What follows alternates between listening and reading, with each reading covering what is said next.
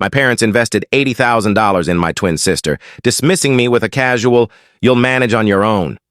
So I quietly secured a six-figure scholarship and surpassed everyone's expectations by age 23. They always saw only one true daughter in our family, despite Ava and I being twins. Sadly, that daughter wasn't me.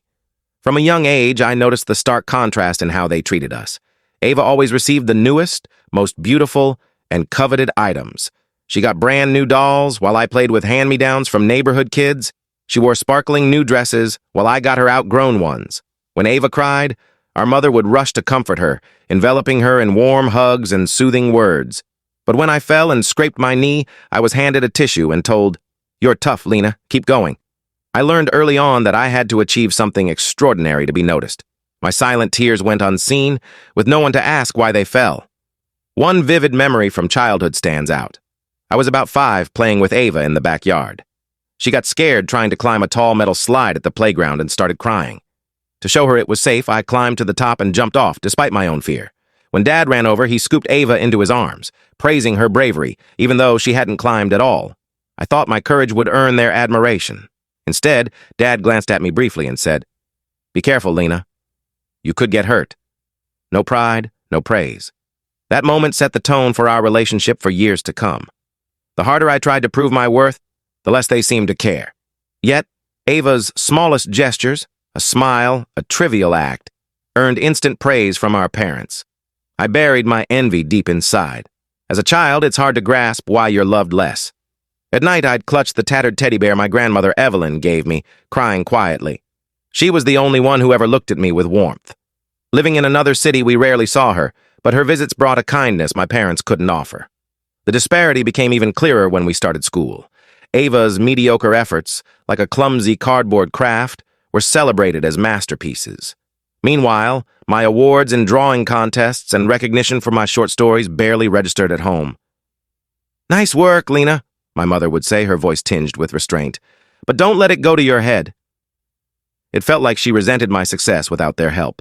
I threw myself into my studies, never complaining, knowing it was futile. One day, at around 10 years old, Ava and I brought home our report cards. Mine was filled with A's. Hers had a mix of B's and C's. My parents nodded at my grades, saying, "Well, you're bright, Lena." That's expected.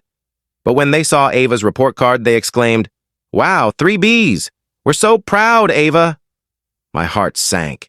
It was as if someone else had claimed the reward for my hard work. This pattern repeated endlessly. As we grew older, the gap in our family widened. My parents believed Ava needed more attention. She was fragile, sensitive, vulnerable. They assumed I could fend for myself, saying things like, "You'll figure it out, Lena," or "You'll find a way." Eventually, I accepted that their support would be minimal, but instead of giving up, it fueled my determination. I resolved to prove my worth to myself, not them. When the time came to choose colleges, Ava and I both picked accounting, a surprising coincidence. I was drawn to the precision and structure of numbers, fascinated by statistics and financial reporting. Ava, however, showed little passion for it, saying vaguely, "It's a practical field. We'll see where it goes." My parents took her choice seriously, paying her tuition in full up front to let her focus on her studies. When I asked about funding, they said, "You're smart, Lena. You'll likely win a scholarship or work to cover costs. You'll manage." Their confidence in me stung, but it also lit a fire. If they believed I was capable, I'd prove it. I applied for every scholarship, grant, and student job I could find to cover my expenses. At college, Ava and I lived vastly different lives. She had a spacious campus room, funded by our parents for everything: textbooks, clothes, entertainment. She partied and socialized freely. I, on the other hand, shared a cramped dorm room, worked evenings at the library, and took cleaning jobs through a student program. I scrubbed dorm hallways while others slept, studied accounting and tax law during breaks, and pushed through exhaustion. I knew this was my only path to success. Ava noticed my fatigue once, saying, "You look worn out, Lena. Maybe manage your time better." I'd smile, hiding my frustration, and think, "Keep going, Lena. Your future is waiting." Semesters passed, and I realized I needed to plan beyond academics. I pursued internships, landing a role at a small auditing firm. I started with menial tasks, sorting papers, making coffee, but soaked up real-world experience. Slowly, they entrusted me with small skill-based tasks, which I embraced eagerly. Many students assumed such internships were out of reach, reserved for elite universities, but I knocked on doors until I got my chance. That first summer, I learned I could take early CPA exams.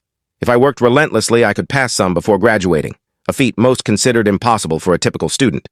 But I believed in myself. I was resilient.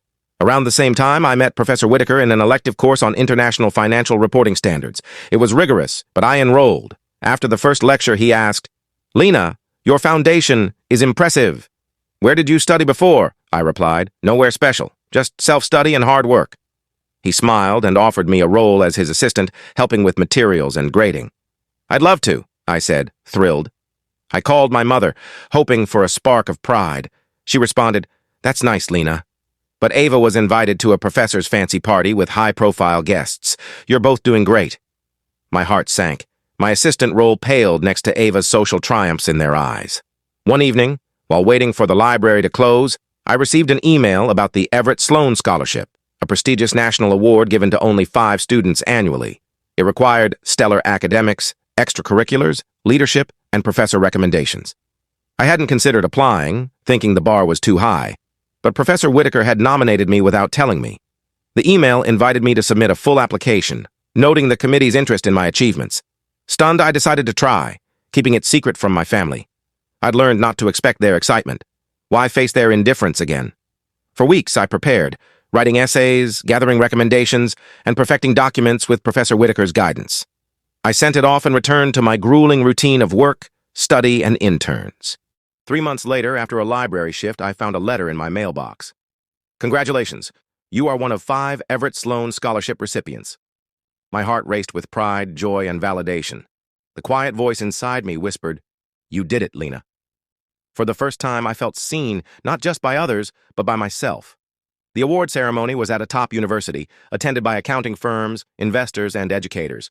The organizers encouraged me to invite my parents, saying, "They'll be proud to see your achievement." I hesitated, fearing their coldness, but a stubborn part of me wanted their recognition. I called home. "Hi, Mom. Remember that competition I mentioned? I won a major national scholarship in accounting. They're inviting you to the ceremony." Her tone was uncertain. "Really? When is it?" I explained it was in 2 weeks, offering to arrange travel. "We'll try to make it," she said, sounding unconvinced. Hanging up, I felt hollow but resolved. If they came, they'd see my success. If not, I'd move forward anyway. The ceremony day arrived. I wore a simple black dress, my only formal outfit, and joined the other recipients in the front rows. The hall filled with guests, and I spotted my parents and Ava. She was dressed in designer clothes, clutching a chic handbag, while our parents looked out of place. I avoided their gaze, focusing on the moment. The chancellor announced each recipient, highlighting their achievements. When my name was called, he said, "Lena Carter exemplifies determination and independence.